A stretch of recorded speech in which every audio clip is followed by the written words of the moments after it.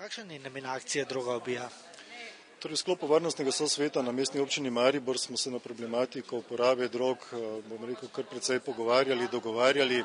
Po podatkih se nekako vsak četrti mladostnik v starostni skupini med 15, 18, 19 letom, torej že na takšen ali drugačen način srečal z temi prepovedanimi drogami.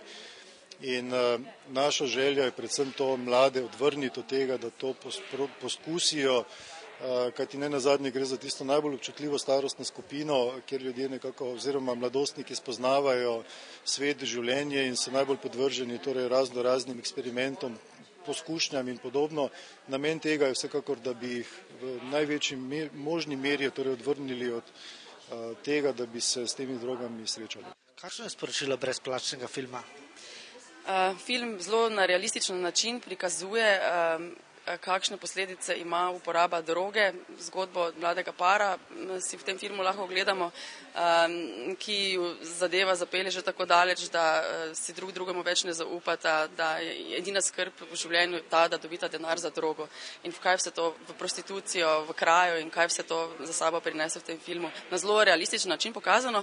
Mogoče tudi zanimivo to, da se dogaja v tem lokalnem okolju, kar upamo, da bo mladostnike še dodatno pritegnilo, da bodo svoje ulice, v katerih sicer hodijo, vidijo, da se tukaj nekaj takega dogaja. In kakšna je vloga Zveze prijateljev mladine v tem projektu? Omenili ste tudi spremljevalne aktivnosti? Ja, ker mi izvajamo prostočasne dejavnosti za mlade in za otroke, upamo, da jih s tem odvrnemo od tega, da zabredejo v ta problem.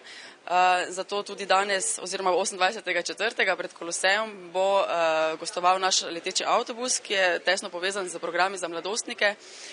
Speljali bomo eno delavnico, kar veliko organizacij iz Maribora bo pa nudilo tudi še druge informacije, kam se lahko mladi grejo, kaj se lahko počnejo v svojem prostem času. Preventivna zadeva je to za nas.